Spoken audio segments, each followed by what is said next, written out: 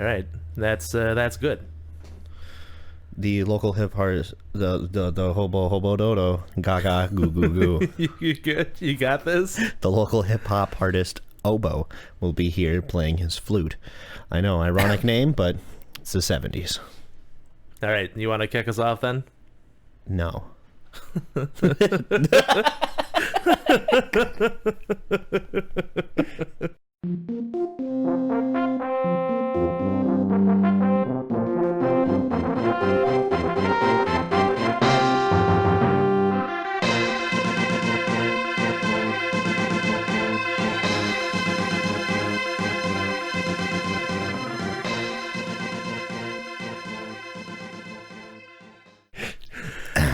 How's it going, ladies and gentlemen? This is the Sour Hour, as hosted by Austin, It's me, and as hosted by... co-hosted by Conrad. It's what it is. It's how we do. Welcome to the inaugural episode. We've never made one before. It's true, yeah. All the other episodes were just lies. They were made up by the reptilians to fool you into thinking that we were doing things. But now we're in charge, and we make the show now. We have overthrown our reptilian overlords, and now we run the show. So, yesterday we recorded a bunch of Gotcha Force, which is your favorite GameCube game, from what you said. So obviously they're gonna know what it is if they watch the series. Yeah. And they're gonna know why you like it so much. But like, why don't we do? So you had a lot of consoles growing up, right? Mm-hmm. So let's say, what did you have? Did you have an original Nintendo? So no, when I was like growing up, like with my parents and stuff, as you probably know, as I might have mentioned, my mom was a little bit against video games. By a little bit, I mean she pretty much viewed video games as the second incarnation of Hitler, and thought that all video games should be smote from the earth. So I was graciously given a Nintendo 64, and I'm pretty sure I was given that because I kept going over to my friend's house to play it, and my parents didn't have control over what games I was playing over there. So I'd come back and tell them about, I think the game was called Battle Tanks. And it was just a tank game on the N64. Yeah, I think I know what you're talking. I think I have it. It was rated M because there was a 3-person like motorcycle tank, and when that blew up, there was a little bit of bloody chunkification to the people. Very cartoony, very original Mortal Kombat-esque. And then sometimes people would say the D word. Dingus. Yeah, and they'd yell it. They'd be like, "You dingus!" And Pingus. yeah, pingus usual, I see. So that got it rated M. The bloody chunkification, and it's weird looking back on it. Like these days, that wouldn't even be rated. The ESRB wouldn't even take their time. But yeah, it'd be like maybe what, E10? Well, E10 didn't exist back then. No, right? no, what didn't? They, like these days, it'd probably be T. Like honestly, looking at it, somebody saying "damn" and somebody cartoonishly exploding is all stuff that happened in Cell Damage, and I'm pretty sure Cell Damage is rated T. So, like, it was not more gruesome than Cell Damage, but you know, Yeah. it got an M rating, and when I told my mom I was playing it and told her that it had an M on the box, she was like, "Oh, you,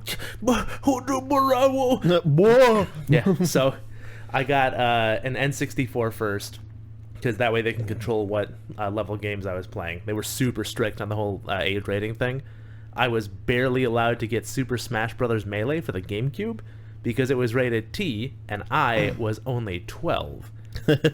Yeah, that was my mom's system. She stuck to that for a very long time. I think until I was about 15. She was like, "You have to be 18 to play M games." And I'm like, I don't think you realize M games aren't porn. Yeah, so I got an N64, I got a GameCube, and I got a Game Boy Advanced. And then after that, I ended up with I got my own Game Boy Micro, I think is what they called it.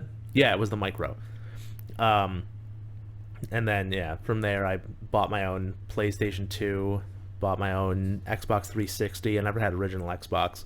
I played on it. Yeah, it's okay. It wasn't... There was like 3 games worth playing, and then you kind of just left it alone. It had Half-Life 2, which is... The orange box was on there, yeah. Yeah, that was. Well, no, Orange Box I think was 360. Oh yeah, Orange Box was 360. Yeah, but they had Half-Life 2 on the like just the game itself on the Xbox.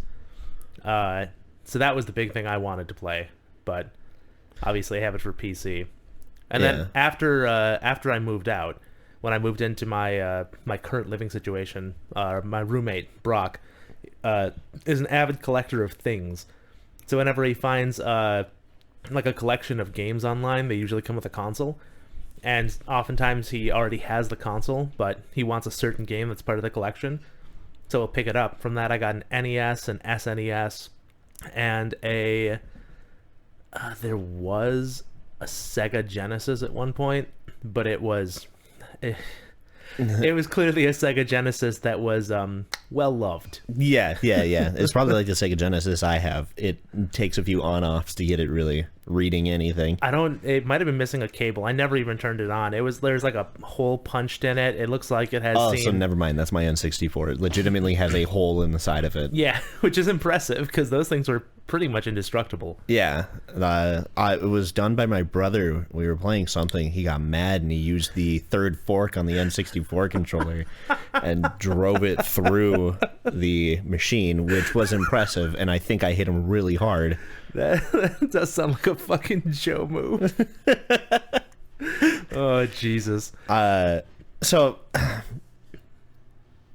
do you have a favorite game? I'm going to guess you have a favorite game for all the consoles you definitely had as a kid. Yeah. I mean, for the N64, it was definitely Rocket Robot on Wheels. Yeah, and I have that because we have a weird crossover with Gooby games. Yeah. Rocket was one of those ones, like, I don't know. I was in the store and I saw it, and it was just like this immediate, like, I have to have that. Something about it. It could be the bright. I'm actually looking at the box right now because it's directly above Austin's head.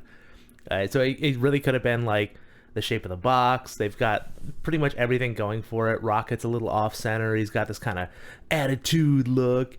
Yeah, he's like a robot with a single wheel. There's like a lightning bolt.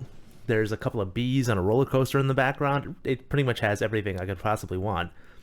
And the back of the box has like the image of him riding in the roller coaster and like the vehicles and stuff. And they're like, oh, it's got physics-based puzzles. And as a kid, I was like, I don't know what that is, but I want to touch it. Yeah, and that became easily like far and away my favorite game on the N64. Yeah, I thought it was going to be... I'm pretty sure as a kid, I just picked up whatever game was available for my grubby little paws to get a hold of. And it was there and available, so I was able to pick it up. I think it had a red case, too. Yeah. Right? Yeah, it's one of the red... Yeah, it's one of the cartridge itself is red, and I'm positive that's the reason I bought Killer Instinct for the Super Nintendo, because the cartridge was black, and I was like, whoa! Dude, it was weird, like, how good of a marketing strategy that was. It caught my eye. It stood out on the shelf. I was like, fuck yeah. Yeah, for the entire N64, there's only, like, 5 games that have different colored cartridges, and of all of those, I believe Rocket Robot on Wheels is the only one that's cast in red. Yeah, so it's a weird marketing strategy, but it works. I think my favorite game for the N64 is probably Banjo-Tooie. I spent so much time in it, and like I still hum the music occasionally, and I haven't played it for about 10 years. So yeah, like that's a pretty good sign, and like I know most of the levels, not the layout anymore, but I like get where some of the things is, and I still remember some of the secrets, and like the mysteries that were there on the N64 version of like the vault with the crystal key that didn't work because the pack thing transfer didn't work because they never finished that. That was like I was taken aback. That there brought my interest into finding things in games that weren't completely finished and figuring out what they were supposed to be. Yeah, I mean Rocket Robot on Wheels. That music. Yeah, that music. If you guys have never played Rocket Robot on Wheels or heard the music, you can find the tunes on YouTube. They slap. They are every single one of them is like a nice, like funky jazz tune. They are radical. But yeah, GameCube. It's gotta be Gotcha Force. Yeah, yours is Gotcha Force for sure, and mine's probably Chibi Robo, which is like I got it because I remembered having seen a commercial for it like years ago, and then like in the store it was there, and I was like, my grubby paws can touch it, it's mine. And then it was like $20 at the time, and do not regret it. That's a fantastic game. I had so much fun playing it. It's not an action game, it's not a puzzle game, it's just a game that makes me go, what's over there, for the entire game. Well, I think the thing about it was, like, every time you go, what's over there, there's almost always something over there, and it's almost always worth your time to do. Yeah. Yeah, Chibi Robo was... I'm more upset that more games don't come out like it, you know? It's definitely an experience you can't get in another game. No, like, you know what? You can. Fucking Kojima is trying to say that he invented it. I mean, Chibi Robo is basically the original Death Stranding. Yeah, it's a Strand type game. Yeah, but it really is. That's like it sounds like we're being facetious. There is combat in the game. It exists. It's not amazing combat. No, it's still better than Death Stranding's combat. Yeah, it's a little sad to it. Yeah, but it's a game that's all about, you know, exploring an area and opening up narratives between the characters in the world, and it does that so well. It's written so charmingly, but there's such a, like, very classic Nintendo, there's a very dark line underneath everything. Yeah, it's like watching, like, it's like if you were a secondary show inside, like, a show where the parents are on the verge of divorce, and it's like a drama about that life, but then it only focuses on you occasionally catching glimpses of the mom and dad fighting while you're cleaning the floor. Yeah, it feels very much like what it must be like to go through a bad divorce as a kid. Like, everyone's trying to act like it's okay when you're around, but it's clearly not okay, and you definitely see it be not okay. Yeah, I think if we go back a step for Super Nintendo, because that was the main console at my dad's house for the longest time, it has to be a toss-up for me between ActRaiser and Zombies Ate My Neighbors. I got both of those games at a flea market, like open air, blowing the dirt road kind of thing. Like, it probably should have shit all over those games, and they work fine. And I have, like, Zombies Ate My Neighbors is arcade blast, with too many levels, far too many levels. Yeah. And ActRaiser is a game that I was able to, like, 100% complete and then want to do it again. For me, I mean, honestly, the NES and the SNES, I'm a little skewed because I played them, but not as much. Yeah. So for my number one for those, it was like Mega Man, and then Mega Man X for the SNES. It was just such a huge departure, having slopes and jumping off of walls so levels could be vertical and not suck. Yeah, the innovation that Mega Man brought in both, like, areas was pretty amazing. And, like, for Nintendo, it's probably, for me, it's just Blaster Master. Because it's the first kind of game where, like, I kept dying and was like, that's not where we're done, though. We're not done here, though. We're like, it's not like Mario where you die a few times, you got to redo the level. Like, shucks. It's like a game where you die and, like, you just kind of get fucked. And I'm like, well, okay, well, we're not getting fucked. We're gonna see what's behind this wall. Well, look, I know there's more to it than this, so I'm not just stopping in this room. Yeah. Oh man, and then PlayStation. Yeah. PlayStation OG. Yeah, so I picked up Castlevania Symphony of the Night when I got the PS2. So I didn't play a whole lot of games on the PlayStation. It's weird. PlayStation had a kind of a big library, and I don't remember most of it. The PlayStation, I think it has the same problem the original Xbox had, where, like, at the time they were amazing because they were new, cutting edge. Yeah. And the second the edge moved forward, a lot of those stopped being amazing because it's no longer they're no longer the edge, so you gotta look at them through a lens of, like, well, do they play well? It feels like a lot of those games control like trash. I always feel like a Nintendo fanboy whenever I say shit like what I'm about to say, but Nintendo seems to have a lot more densely packed great games per console. Yeah. Whereas, like, with, you know, things like especially the PS2. The PS2 was a fucking uber shotgun. It was a punt gun, right? Some fucking 2,000 round kind of pellet. and it's a spattering. Some of those games are absolutely incredible, and some of them are the worst trash you've ever seen. And there's no way of knowing which one's going to be which until you pick it up. But, you know, you get the GameCube, and it had a spattering.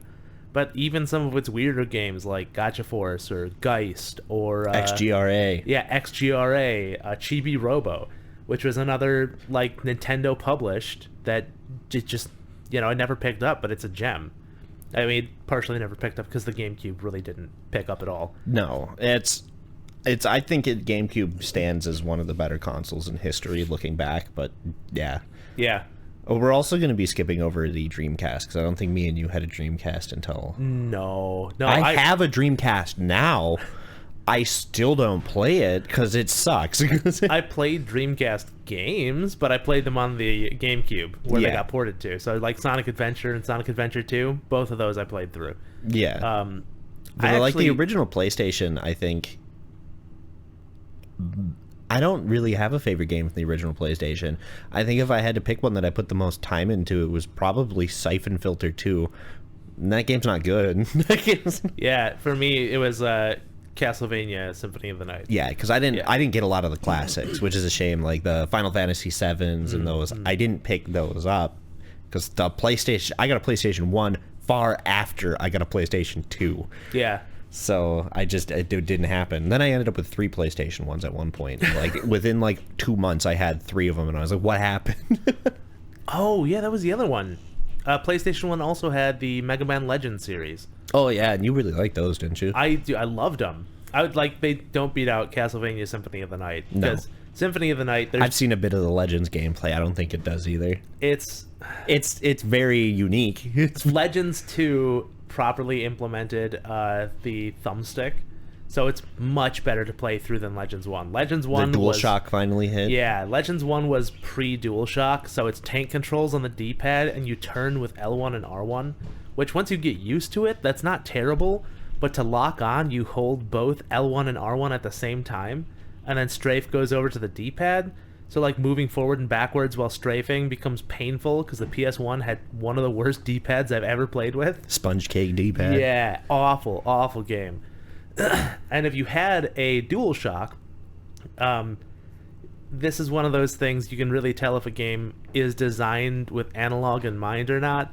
And Mega Man Legends was definitely not. So if you had a DualShock, you could use the DualShock in place of the D-pad. But because it wasn't designed with analog, the DualShock functioned like a D-pad in all regards. So the digital inputs. Yeah, so if you were like slightly off left or right, it might not go at an angle. It might just like, you know, just keep going straight. So it could be really frustrating, and you usually just ended up using the D-pad anyways. I'm gonna slap the microphone quick. Hold on. Go for it. I want this. I've acquired the coffee. But then Legends 2, like the story really stood out in Legends 2, and it retroactively made the story in Legends 1 better just by explaining some shit. And it made me really want Legends 3. And Capcom said no. They said none of that. Not today. They totally dicked us over with it. They didn't give it to us, and then they announced that they were doing it. It was like this small announcement on it was like Keiji Inafune's Twitter or something, like, oh, we're working on it, and everyone's like, holy shit, what? And they had a demo that came out only in Japan for the 3DS. So I never got to play it. I never got to touch Legends 3. I got to see gameplay demo of it, and it looked fucking awesome. It was super cool, but it never launched because Capcom was like, oh, there's just not enough fan input. And like fans had made legitimately 4 Legends 3 fan games that were like good enough to be listed on Capcom's blog. And they were just like, yeah, it's not good enough. And I'm like, what do you need more? What more do you need than fans hyping up a game by making prototype games for it? Yeah, I don't know. Company decisions sometimes are just baffling to me. Well, that was also that was the beginning of Capcom canceling a ton of their works and then moving into what was it? Resident Evil 6 or something, which was just commercially not great. The advertisement 6 was a man having a giraffe being blown by a man.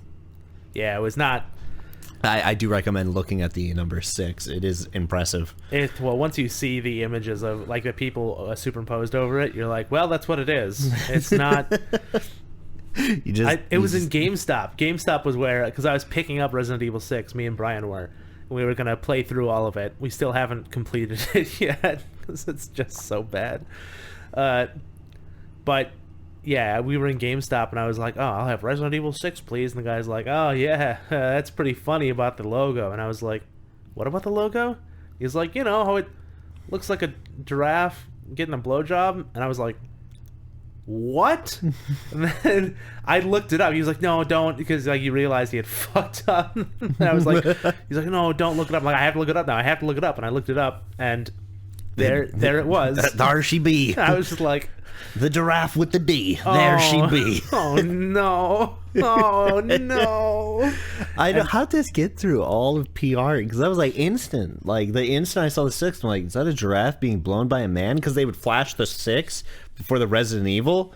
And so I was like, why is there a giraffe getting a Resident Evil? Okay, well that doesn't explain the giraffe. I didn't see it at first, but once it was shown, like when somebody pointed it out, now it's forever. You're just a very, very, you're pure child. I got the innocent boy brain. you don't see giraffes getting head everywhere you go, and that's that's where it goes. Your Rorschach test is always a giraffe getting a blowjob. Yeah, 2 bears high fiving. It's always 2 bears high fiving.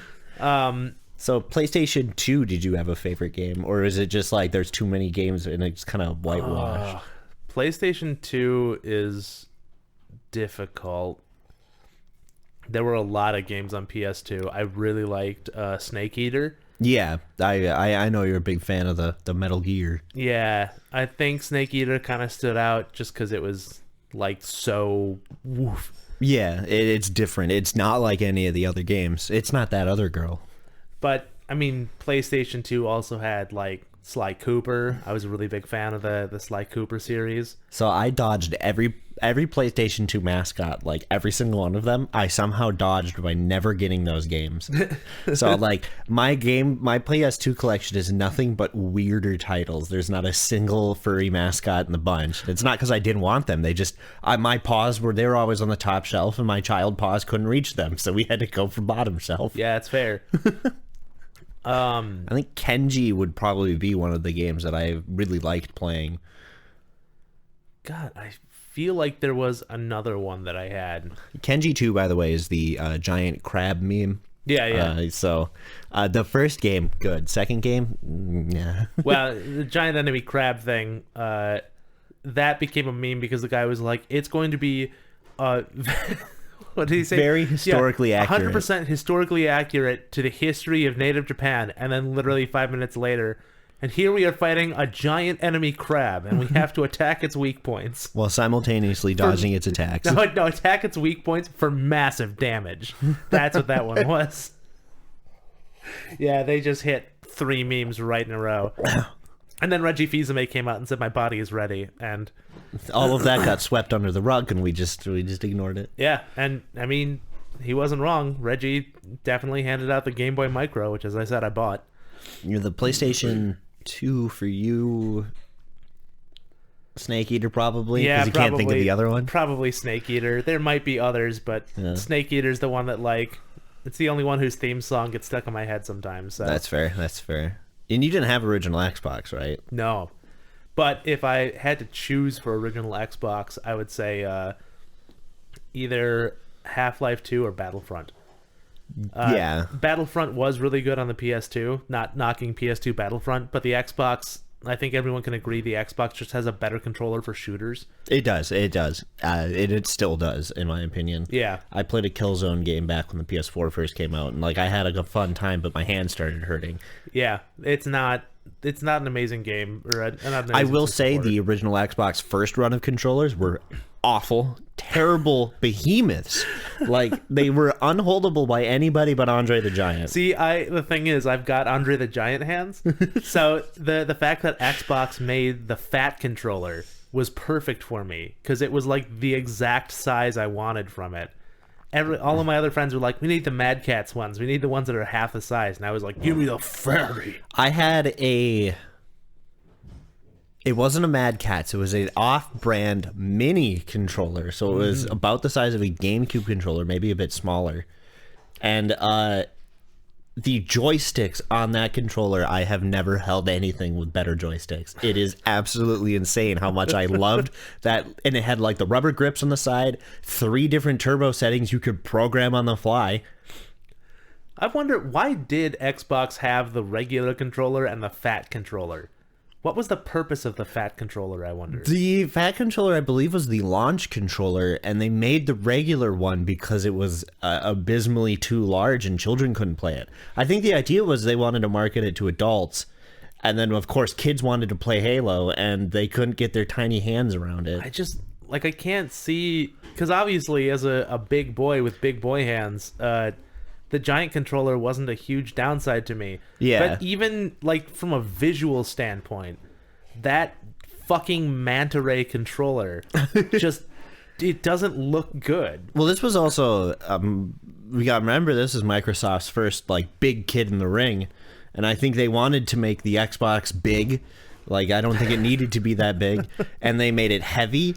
And they made the controllers big and heavy, and they're like, we're the big adult one, we're the mature console, we're gonna beat everyone. And then PS2's like, we're thin and we made an even smaller one. Yeah, I mean, I guess, like, I could see that being the reasoning for it. It's an American company. It had to go big or go home. Yeah, it just... It couldn't bring a gun to the table, so it had to bring a bigger controller. I did bring guns to the table, though. That was the weird separation. Xbox had the better shooting games. I think the best shooting game PlayStation had was a game called Black. I feel like I've heard of it. It was like a game where you're like a riot officer and you're fighting your way through some kind of like weird cult gang thing. Oh, that gives me flashbacks. Shout out to True Crime New York. Where you got to be a little police officer on the GameCube, and the game breaks halfway through one of the last missions. Big shout outs to that. Love that. Yeah, the True Crimes New York's just unfinished. It was... I had so much fun playing it, but it's terrible. It is not a good game, and it is very broken. Yeah, Xbox. I mean, probably like Halo, obviously. Halo or Halo 2. Halo 2 was a life changer. It was one of the games where, like, looking back at it now, it's a very simple shooter, but it changed a lot. Well, like, even Halo 1 changed. I mean, Halo 1's AI, you know, obviously we like to make fun of, like, how stupid the grunts are. But the fact that there is different grunt actions for if there is an elite around versus if there is not an elite around. Like, if you kill the elite, grunts are more likely to suicide you. If there is an elite, grunts are more likely to flank around. Jackals are independent no matter what, but they're cowardly. They always try to get away from you. Like, the variants and AIs for that game were insane. Yeah. Before Halo, most enemies would just barrel stuff you, and that was their goal. And it was interesting to have a game that the enemy wasn't copy-paste soldiers. Yeah. And, like, the armor color would change on some of the enemies sometimes, and you'd be like, why? And it's just because why not? Well, they'd be better. That was the, like, even having different tiers of elite AI, like having an enemy that, or like the black armored grunts, right? The Spec Op grunts, Yeah. where they were noticeably better than regular grunts, not just because they had a rocket launcher all the time, but because they were able to, like, flank and use tactics even without an elite being nearby. Halo's AI changed the game. It's one of the bar setters. It's one of the games that you look back and you're like, that was a changing point in the history of games. It's like Half-Life 1. Yeah. Half-Life 1 introduced the idea that AI could exist pretty much in like a big wide shooter game. Well, Half-Life 1 pretty much introduced the idea that you could have a story in a shooter and it didn't have to suck. Yeah, and like the in-game cutscenes too. Yeah. Half-Life 1 is pretty much the first in-game cutscene. And like it's a clear, like I played it recently for the first time, and it's a like you see it when I had watched a mini documentary on it, and like the people were always like, when it came out, it was different. We couldn't go back anymore. Like that set a bar that you could no longer go under. It pretty much completely undermined the Doom standpoint, because before that it was like Doom had set the bar for, you don't need a story in video games. It's in the Doom Bible. If you want to, you can look it up. It's a very interesting design document, but it was in the Bible, quoted by Carmack. I think it was Carmack, yeah, who said that story in a video game was like story in a porno. It's good to have one, but the players don't want to see it. So, like, for a long time, that was pretty much every game's like, yeah, there's a story, but you're not here for that. You're here for the gameplay. And to a certain extent, I definitely agree. I mean, you should definitely have solid gameplay before you work on a solid story, but I think Metroid Prime kind of takes the line of like, if you really don't want a story, you don't ever have to have a story for Metroid Prime. But like you get heavily rewarded for learning and reading. Well, Prime made a really huge cut between story and world building. So like the story for Metroid Prime, you'd have to go through it, but there's literally 4 points to it. You go to a spaceship, Ridley is a robot. You go to the planet, Phazon is bad. You stop the Phazon, Ridley's a robot again, you kill him. You fight the monster made by Phazon, you win, and you're a god. Good job. That's the whole story. A few butt pats from your robot spaceship, and then you head out. Somebody slaps Samus's cheeks, and she flies off into space forever. But like, because of the scan visor, you could scan every single enemy. Various lore points are on the map. There was a ton of stuff to go with it. It told you all the backstory. It gave you like build designs for Metal Ridley if you stopped while escaping the space station. Like, there was all kinds of shit for it. Yeah. And it was just all, tucked away. If you didn't want to touch it, you never had to take out the scan visor. You didn't get anything for scanning everything. There was no like... Yeah, I think you had to scan your upgrade pieces, and I think that's it. That's all you had to do. Yep. There were a few bits that you had to scan, but they didn't force you to go through anything. There was no extra shit for it. So, if you didn't want to do it, you didn't have to do it. And no downside to it. But if you wanted to do it... That game looks really good still, too. I am... thoroughly impressed at whatever the hell they did made that game still look fucking great. Well, because it's loaded in chunks. They did the thing where each area is loaded upon entering before entering the area. So each of those doors is a load barrier. It's the exact same thing that they did for original Metroid games. Like, the whole map exists, but only once you pass over a load barrier does the next chunk load, which allowed them to make much more complicated, much more in-depth areas. It's the same thing with Metroid Prime, where whenever you shoot one of those doors, it loads the next chunk. So that's why if you can shoot a door from across the map, you can start the next chunk loading before you get there for speedrunning tactics. And why certain chunks would take longer to load than other chunks. Which is why sometimes you'd shoot a door and it wouldn't open right away. Or for like 10 seconds afterwards. So... I guess that leaves us with more current gen consoles with 360, PS3, and this is where I start dropping out of the consoles, because I retroactively have gone back and played almost everything, but I didn't have a PS3, I didn't have a PS4, didn't own an X1 or PS4. I guess that's the other one that went to the next X1. So I mean 360, shit, it's probably still Halo 3. Yeah, 360, I think I had the most fun with Halo 3 for multiplayer. So many hours dumped into it. And like, that's kind of a controversial, because I know a lot of people are like, but Reach is the best, and like... Reach is okay. Reach is... I will fight on this standpoint. Reach was gliding on wings that Halo 3 gave it. Yeah. Halo 3... There's something about the way you used your activatables in Halo 3. The stuff like being able to throw down a jump pad in a hallway to get people stuck on the ceiling. That still holds a lot of credence to me. That kind of tactical maneuverability just by pickups in the level, I think Halo 3 really nailed it on having level design and pickup placement be important for everything. Yeah. Plus, Halo 3's custom games. Halo 3's custom games are the custom games that set the bar for the rest of the games. Yeah. They are still trying to recreate the gold games that we had in 3. They really are. The 360 I have so many games for, but I think at the time of like when it came out, like the first time I played it, I hated it. And then it became pretty much my favorite game of all time, which is Fallout New Vegas. That has taken the 360 cake for me almost completely. There is like Halo 3 is good, but Fallout New Vegas is great. Halo 3, I mean, for me, because like I built up a love for Halo through 1 and 2. Yeah. And the fact that 3 like completed that, you know, that was the whole thing. Halo 3 had... Yeah, I spent the most time for sure playing Halo 3 with friends online, but like alone, I couldn't get the same enjoyment out of the game. No, Fallout New Vegas, the thing is Fallout New Vegas stands out. Like, even among Fallout games, New Vegas really set the bar for the game company that no longer owned it.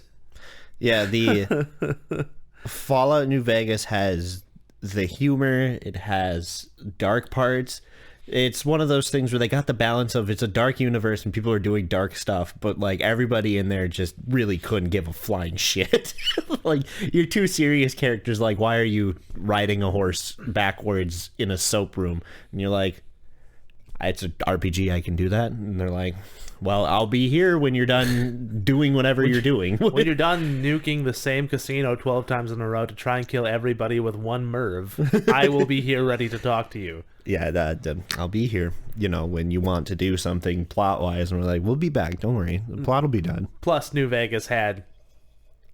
I can't say like 100% the best DLC probably of all time, but I'm going to say... New Vegas had the worst DLC I've ever seen. I guess not the worst, but one of the worst I've ever seen when it first, like the first DLC. The Zion Valley is buggy, it is boring, it is ugly, and it isn't fun. It introduced a character that you were getting hyped for, and you see him like 4 times and spend very little time with him. And then every DLC that came out after that was something worth playing that I don't think the game would be the same without. But, I mean, without Zion Valley, because the other thing we found out about Zion Valley was that Courier 6 passed through there. Yeah. That was the thing, is that, or was it Courier 5? Whatever. The other Courier. Because, like, we heard about him, I think, twice in the main game, maybe 3 times. Yeah, people keep mentioning him every now and then. Yeah, Benny said there was another guy who was supposed to do it, but he didn't. The biggest one is Nash. when you go to... Yeah. Prim, you talk to the Nashes. And then, yeah, he's like, well, I was another man who just bypassed it right away. Saw your name, asked if it was real. I said, yep, and sure as sunlight, he left and didn't want the job. And, you know, so, like, the whole game, we have this underlying thing. And then when we go to the DLC and find out he had been through there, too, that's where it starts the intrigue of, like, okay. Of course, it's hard to focus on that because Zion Valley was just so bad. It was a really rough one, and the Joshua Graham deserved better. Yeah, he really did. It was definitely their first time trying to build on the engine they had and tie up their storylines. But you also see in there that Father Elijah was in the Zion Valley, and that ties into the Sierra Madre. Yep. Which is also, both of those are tied in with the Big Empty. Yep. Where Father Elijah and the Courier were both there. And that all wraps up in the Lonely Road. Yeah, the Lonely Hearts. Yeah, Lonely Hearts. There it is. Yeah. Yeah. They and like the fact that every single one of those DLCs was touched on in the main story prior to the DLC coming out, was a phenomenal move. The only thing I wish it had was a Broken Steel style add-on, so you could actually play the game after beating it. Yeah, that's the thing they were missing, and like I kind of get why they didn't. Fallout 3 had realistically 2 endings. and they just put those into one ending to make Broken Steel. Like, but New Vegas had, I think there's roughly 10 open endings in there. Like, hang on, I gotta get this blanket out from under me. Oh God, oh, everything is falling apart. He's punching mouse, he's hitting buttons, and he's off to the races. Okay. I'm gonna fuck shit up while I'm here. As long as we're ruining everything. Boop up. Oh, there we go. Oof. Sorry, my quaint little toesies were getting frozen. My grandma called and she said, "Get out."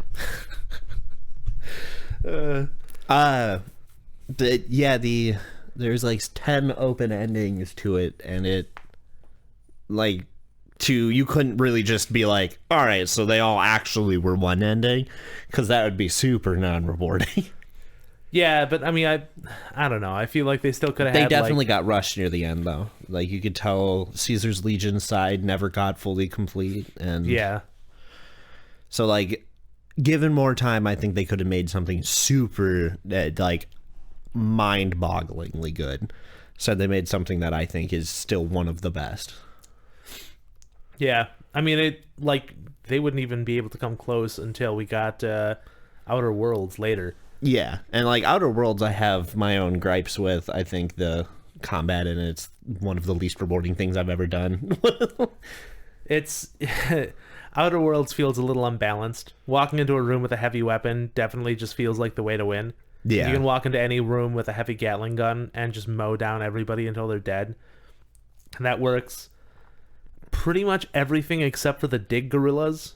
And the dig gorillas, you just have to wait for them to undig before you mow them down with a Gatling gun. So the strategy doesn't change that much. You just don't always hold the shoot button. I'm excited if they make another Outer Worlds game to really do something with. Because Outer Worlds had the intrigue to keep me going all the way to the end.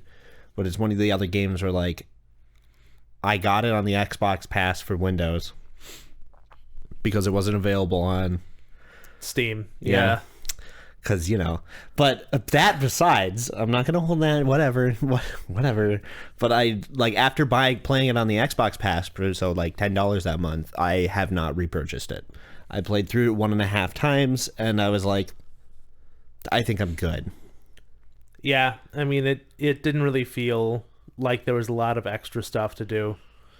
But it was definitely a new world, and it was impressive enough to keep me going, but I wouldn't go back. It's when I played Fallout 1, like the old PC one. Yeah. Yeah. Like, I enjoyed what it was doing, and it was very impressive, but I could not completely finish it. I didn't.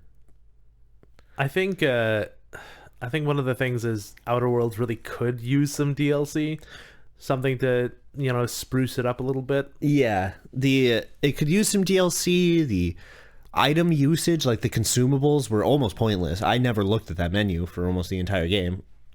Yeah, I mean, there was a lot of stuff to do in it. I mean, the thing is, you could make your own super medicines, which I did because it was a fun thing to do, and also because I accidentally accepted becoming a drug addict before the tutorial menu popped up. That's another thing. I kind of wish that tutorial menu had popped up prior to the "Do you want to become a drug addict?" menu popped up. So that was a little upsetting. Now I'm a drug addict in the game, and I constantly have to huff bread to get by. But yeah, New Vegas definitely. You didn't play much on the PS3, right?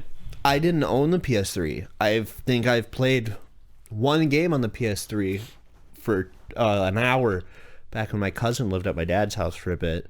And it was like an online shooter where you could have upwards of 60 people. Mag! Yeah! Yeah, it was Mag. Yeah, so I played Mag and I was impressed by it, but that's all it had, was that. That was its whole thing. Yeah, for me it's probably the Uncharted series.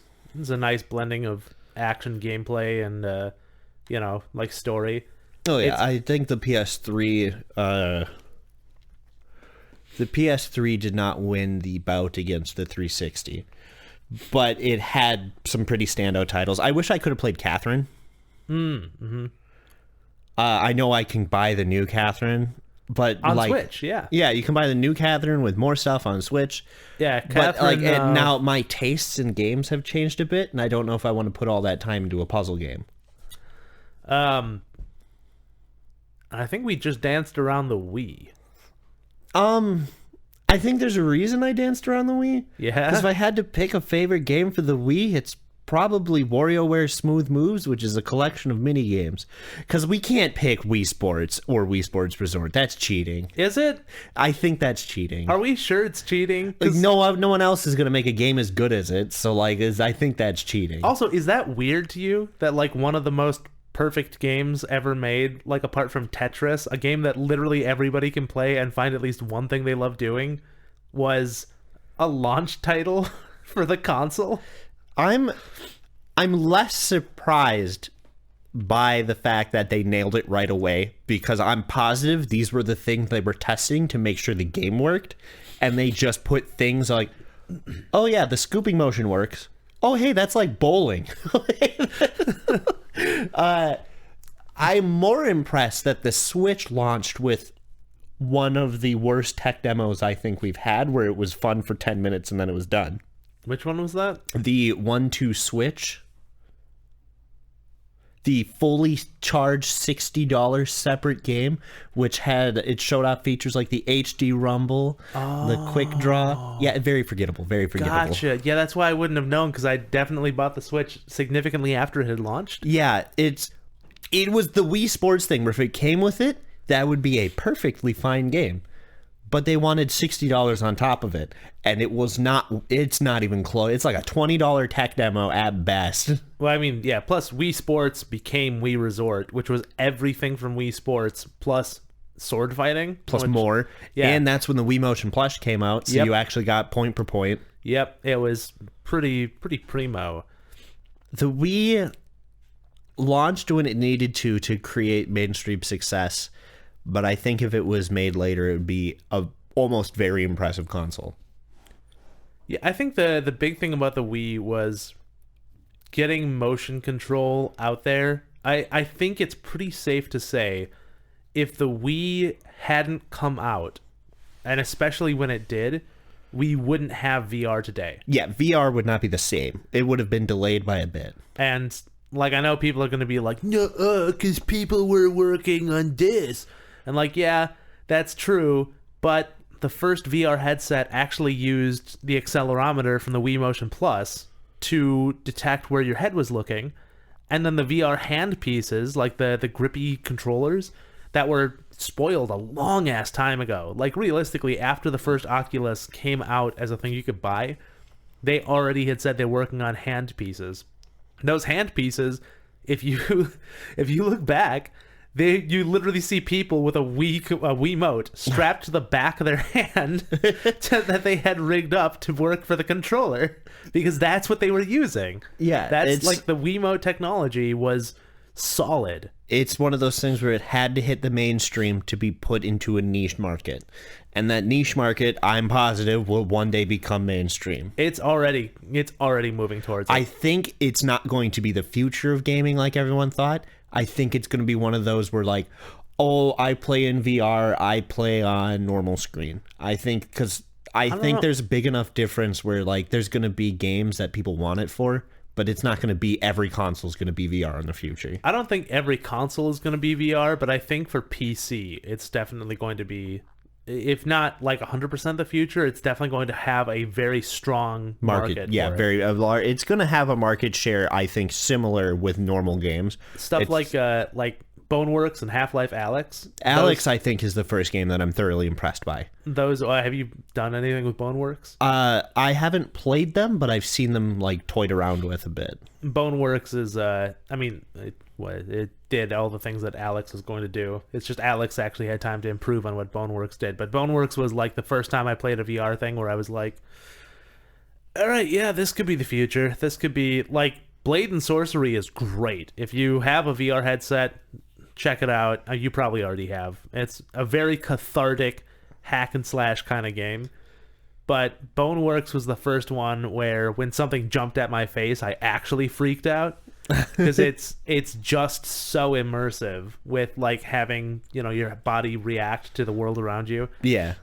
Unlike in Pavlov VR, where you can pull the pin on a grenade and push your hand through a wall and let go of the grenade over there, which is funny, but little less than realistic. Yeah, and then Xbox One and PS4, I was out of this console generation because I went over to PC. And you can't pick a favorite game for PC, really.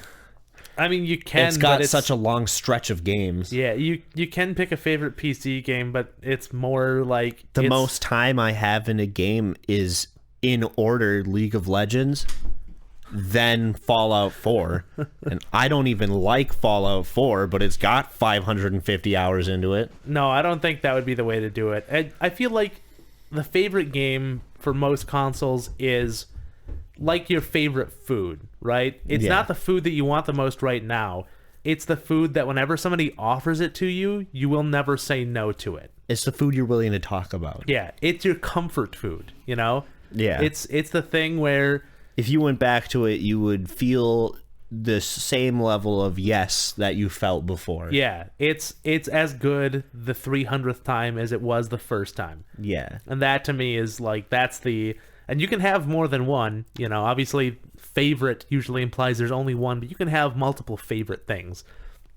But for PC, yeah, it's difficult because, I mean, as time moves on... like PC is the collection bin for all previous games. Yeah.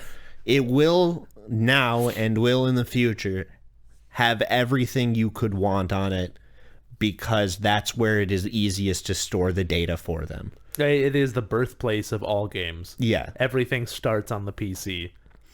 And like for the Xbox One, that's the console generation I was like completely out of the loop for. X1, I think I've most liked probably the Ninja Storm games. I think from my very limited pool of games, it's the game that I popped in and was like, I am having a blast playing this. I can play it with friends. The online is degenerate but fun. And for PS4, it's probably the God of War game. The God of War game was really good. I've only played 2 hours of it, but I was like, this is something I could put a lot of time into. I think for X1, ooh boy, I think for X1 it would be Just Cause 3. The Just Cause series I've heard very good things about, and I've seen good things. Just Cause 4, maybe they fixed it. I haven't been able to go back to it because it looked awful. It was I mean, you know, I hate downing games for having bad graphics, but there's something about when you try to upgrade the graphics and you do it by just slapping fucking everything onto a game, it makes it impossible. Like, it looked like they were trying to do ray tracing on the Xbox One, which the Xbox One can't do. It's not a thing it does. So what it ended up doing was, like, your hair would sometimes become the sun, and it was impossible to look at. Everything looked like it was dusty, but like a metallic dusty, so sometimes the sun would reflect weirdly off of, like, people's faces. The guy you play as is supposed to be, I think he's, like, Latino. He has a Latin accent. He didn't look Latino, though. He spent most of the time either looking kind of like a tomato or like a sentient pile of dust. It was not a great... It's a look. It's upsetting because, like, they added the most mess around mechanics in that game that they've had in any Just Cause. You could really never play the game and just constantly have fun fucking around in it. Fuck. But Just Cause 4, it just looked so bad that I actually couldn't keep going. But Just Cause 3 I can go back to all the time, and it's just always fun to mess around with. And then for PlayStation, it is 100% Earth Defense Force 5. Yep, I figured it'd be the EDFs. We had to get there at some point. It's like the EDFs are one of those games that leapfrog ahead and behind, but EDF 5 weirdly closely behind is Iron Rain. Iron Rain adds something I think EDF 5 is missing, which is a 5th class. For Iron Rain, they added what do they call them? Whatever. It's a grappling hook class. You become one of those people from Attack on Titan. So you get a grappling hook that shoots out. It pulls you into whatever you're shooting it onto. You can swing around left or right to, gain extra throw momentum. But yeah, EDF 5 is the culmination of everything EDF has done in the past into one as perfect as EDF can get, EDF. And if you guys haven't played Earth Defense Force, if you're on PC, you can do it. I wouldn't recommend it. It's very clunky. It is 100% designed to be played with a controller. So if you're one of those PC players who refuses to play games with a controller, then I'm sorry, you're not going to have a good time with it. You're going to feel like your mouse has ice physics. It's not a fun thing to play with. It makes you feel like you're doing something wrong or the game is fucking you. It makes sense with the controller because that kind of easing helps you feel weighty with a controller. But with a mouse, you want to do the snap, the quick twitches and stuff. And when you're accelerating your character into a half spin because you twitch to try and shoot an ant, you feel upset. Yeah.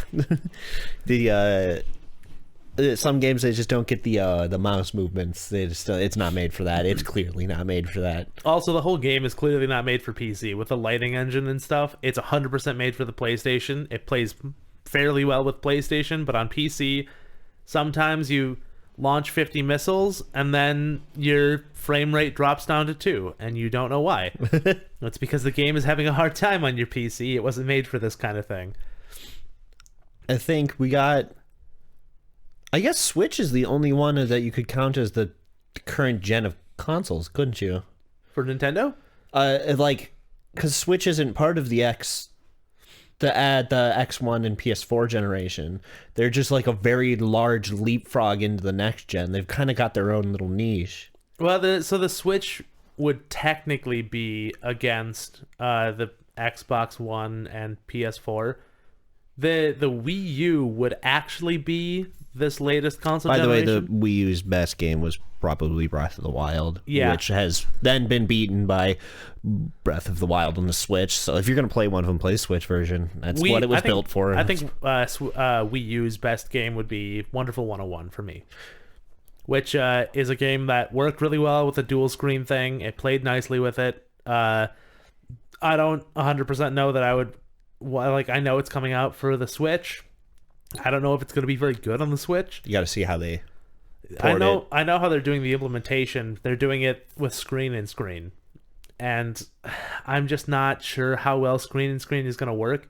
There were some things. There's a part in the Wonderful 101 where on the TV, you're controlling a spaceship in a space shooter segment. Mm-hmm. And on the actual gamepad itself, you are inside of the spaceship. So you have to control the spaceship by jumping on buttons to move it left or right and another button to fire it, while at the same time fighting enemies on the gamepad controller. So you have to be keeping track of two things at once, and that works really well when you have a secondary controller with a screen on it. Not so well when it's all on the same screen. Yeah. So I think if I had to pick a game for the Wii U that was actually my favorite, it would be the reason I bought the Wii U, and it's the reason it's the only game I own for the Wii U. It is Smash 4. Smash 4, I bought a whole console, the special edition with the fucking controller ports for Smash 4, and it's the only game on the Wii U I own. It's so sad. It's all... I wish the Wii U had done well. The Wii U, I know why it didn't. It had the potential to be great. It was... The Switch is what the Wii U was. The Switch is like the Wii U, but he went to the gym and he's finally who he wants to be. Yeah. The Wii U is when he hit the stage a little too early and he was having a breakout that day and it just wasn't going well. He woke up with a sore throat. But the Switch is when he showed up and he was like, I have slicked back my hair. I got a little honey tea this morning and I'm ready to sing for you. Yeah, the Wii U was when they showed up in round 1 of American Idol and got voted out in round 1. Yeah. The Switch is when it came back in round 6 and swept the competition. That's it was the Switch can do almost everything the Wii U could do.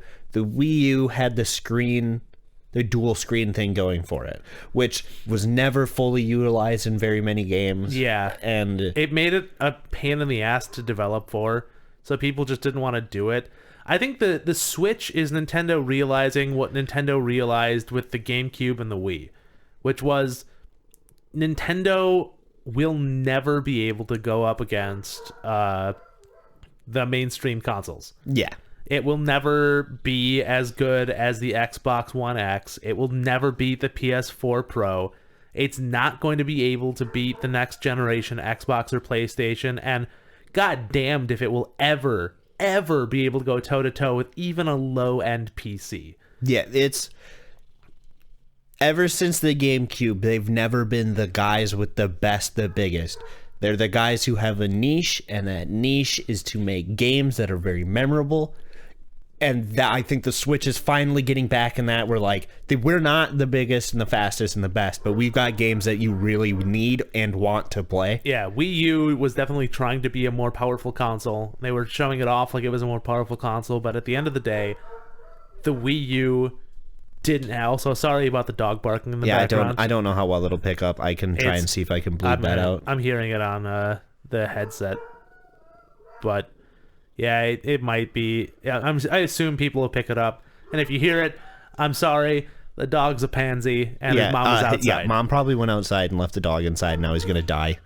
But yeah, the Wii U tried to be a console that could go toe to toe with like the PS3 and the Xbox 360, which maybe it could have. It was slightly less powerful from them.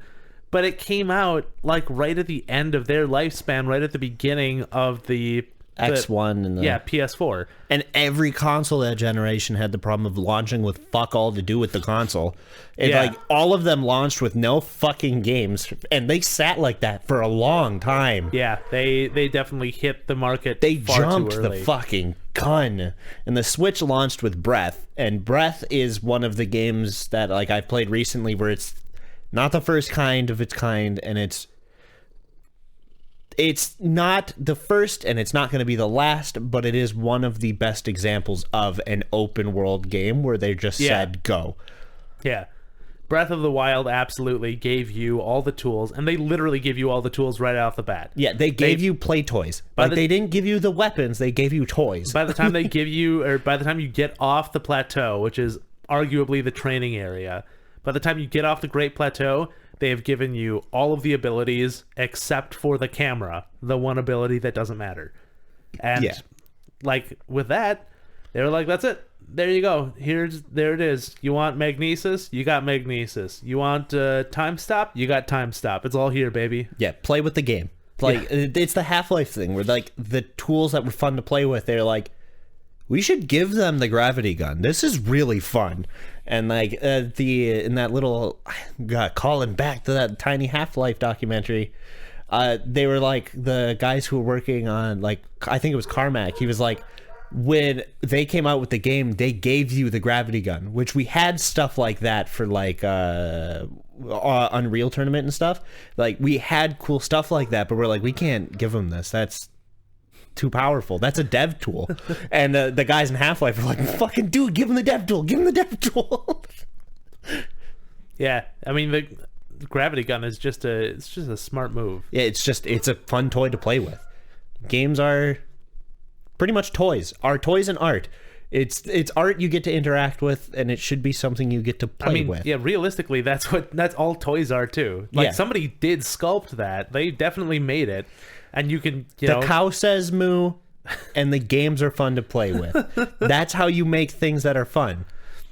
But when it comes to like the Switch feels like Nintendo once again went back to embracing the idea of, we're not going to beat them on graphics. We're not going to run the next Call of Duty. We're not going to be doing any of this stuff, which is why when EA first heard about the Switch, they're like, our players won't want to play anything on this Switch. And now EA is suddenly like, hey, Switch. Whoa, buddy, I didn't notice you. Hey, buddy, can I come over to your place just because you're cool? No, I'm not using you for your new big screen. You're cool. Yeah, I would like for a larger. I don't use the mobile portion of my Switch as much as I know a lot of people really like the console for. So I'm looking forward to a slightly souped up Switch. It's like maybe a bigger, more powerful running go-go juice. Yeah, I wouldn't mind a Switch Pro kind of thing. Switch Plus, like a bigger. I would like the screen a little bigger for my personal tastes, and I would like it to be just a touch more powerful. I don't need it to like match my computer. I just need it. I just like, you know, there's a few points in games where it bogs a bit where I don't think it needs to. I would like Breath of the Wild not to bog down when 2 lightning strikes light an entire field on fire. Yeah. I mean, I understand why it is doing that, but I think we can fix it. But yeah. I get why it doesn't ruin my gameplay experience, but I want to ride the Master Cycle through the fire and not feel like I'm playing a game from 1996. Yeah. I think though with the dog barking upstairs, I think it's we're at a pretty applicable time to, I think. No, there is one more thing. Well, there's one thing that we've definitely avoided talking about that has happened since the last time we recorded. Coronavirus. Oh yeah, the virus. I forgot it was happening because everybody's dead. It's true. Bunch of zombies outside. Yeah, it's pretty much the end of the world. They were injecting Clorox as a solution to fix it.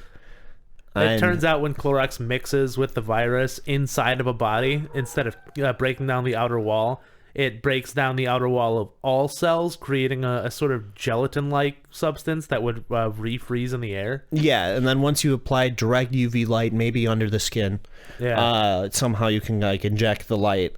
It re-solidifies into a zombie. Yeah, like undead cells just constantly eating each other. It's unfortunate, but nobody could have seen it coming. I mean, the president knows best, and the people cleaning his cage, they know how to take care of him. Those damn reptilians. Yo, you know what we did skip over though? Like actually skipped over was handheld. Yeah, a lot of handhelds. I think I could machine gun them because they aren't. For me, for a long time, handhelds were the bite-sized snack of the gaming universe. Like, they were clearly good games for it, but they were always something you couldn't be like, this is the game I want to play for the rest of my life. Because, like, original Game Boy is probably Tetris. That's just an unbeatable god.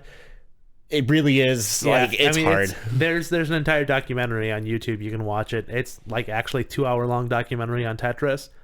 Go ahead and watch it. Or watch Matthew Matos's video on why Tetris is actually the most perfect game, and try to argue against it. Game Boy Color would probably be one of the Wario Lands. I think the Wario Lands were very unique, very good. Wario Land 3 specifically was primo. The Game Boy Advance, I think I actually have to give it to Pokemon that generation. For me, it was Boktai. Boktai 2, Solar Boy Django. That was the one for me. So I don't remember funny thing is I don't remember the main title of the game, but the Solar Boy 2 I remember. Yeah. There really is only Nintendo handhelds that rated to prominence at this point. Then there's DS. Yep. DS is probably the... is it Aria of Sorrow? Is that the Castlevania game that came out with Soma Cruz? I want to say yes. Because I liked that one more than I liked Order of Elysia. Yeah. Because you got to draw the little pentagrams to open up boss doors, and I thought that was so metal and cool because I was in that phase. DS would be probably Mega Man ZX Advent. That was one of the ones I 100%ed. Yeah, I can tell you Travis's for the Game Boy, and that is it's the one where you could hold them up to the sun to get powers. It has Isaac as the main character. Oh, that one had the sunlight thing too? I think so. Maybe it didn't. Boktai had the sunlight thing where... Boktai was the one with the one. It was... The other one just has solar in the name.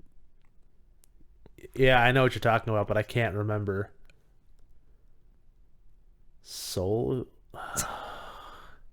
Damn it.